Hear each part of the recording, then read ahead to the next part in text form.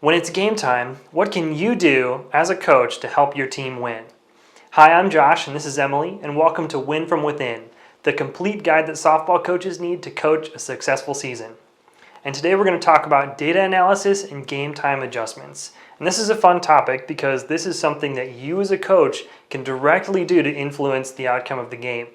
Now, a lot of coaches track a lot of data, and there's a lot of apps and software to collect mountains of data, but if you don't know what to do with it, it's not very helpful. So we're going to give you some foundational ways that you can utilize data to give your team the edge.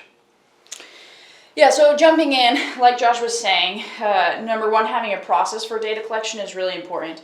And we have talked to really successful coaches that do all their data collection on paper, and we have talked to coaches that use technology to collect their data. But there's a lot of different options here. We give you different resources to collect data during the game. But the most important thing is to have a process for how you're collecting the data. And then the second most important thing is have a process for how you're going to use it. Don't collect data that you're not going to use. It just bogs down all of the information you have coming in and limits your decisions that you can make.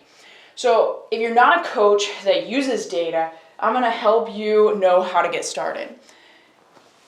Whether or not you use data, you have to know the outs, the innings, and the score. And with innings in a lot of our tournaments, that's probably going to be more time because we don't play a 7-inning game always.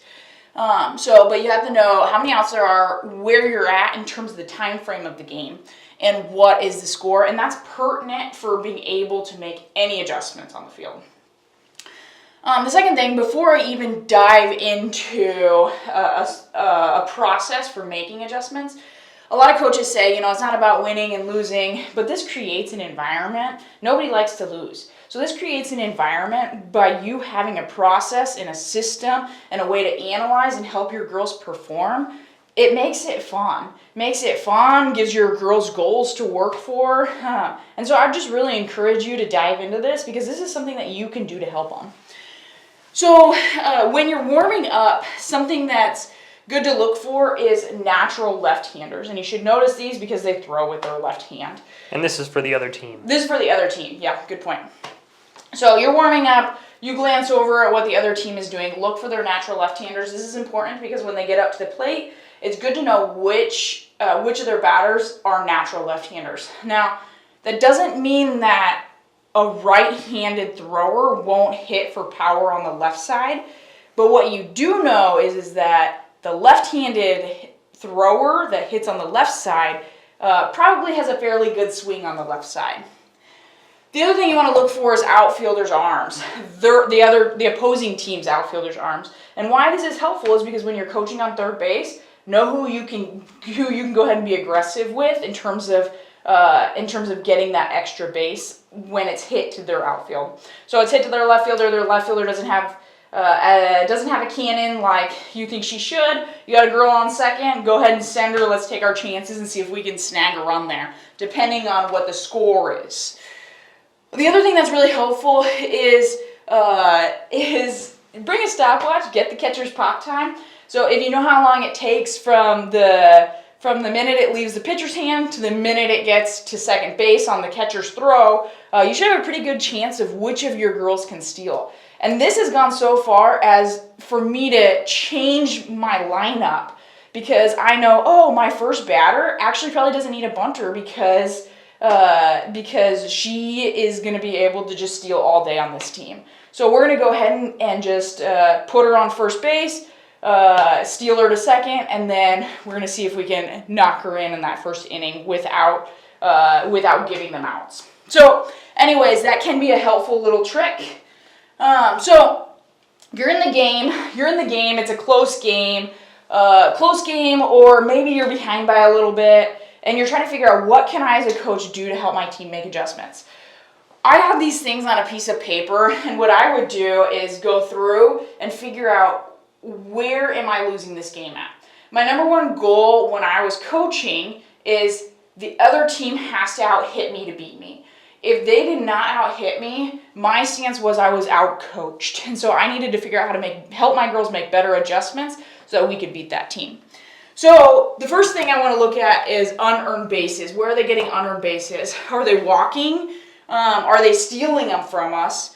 Or are there errors? And what do I need to do in terms of adjustments in these three areas to help my girls be successful? So, and we dive more into this in the course, but just having this basic overall premise of like, hey, okay, so we're having errors. Are the errors on grounders or are they on fly balls? Are we having problems with communication?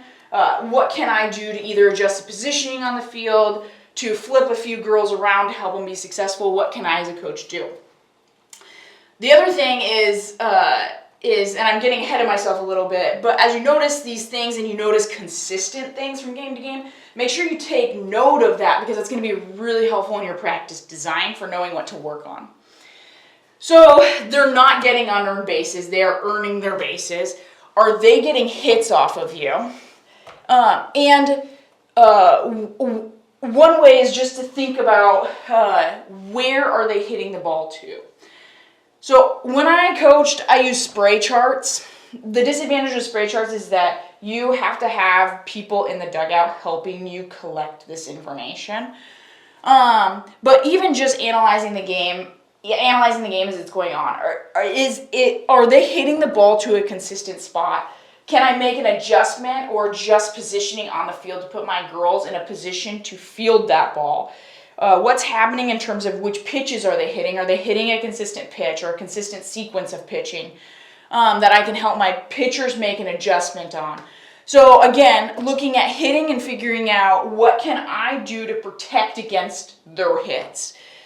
Another way you get beat is you just can't seem to get your bat on the ball at the plate. And this is always really frustrating for coaches because we work a lot on our hitting development, and so when girls aren't performing at the plate, sometimes you feel like you're caught in a rut. But what you can do, even coaching on third base, is help generate a little bit of momentum. So something to think about is the other pitcher pitching first pitch strikes? Are they working into a consistent sequence? Where is the umpire's zone? Can you help your girls be aware of where the umpire's zone is so that they know what pitch to look for?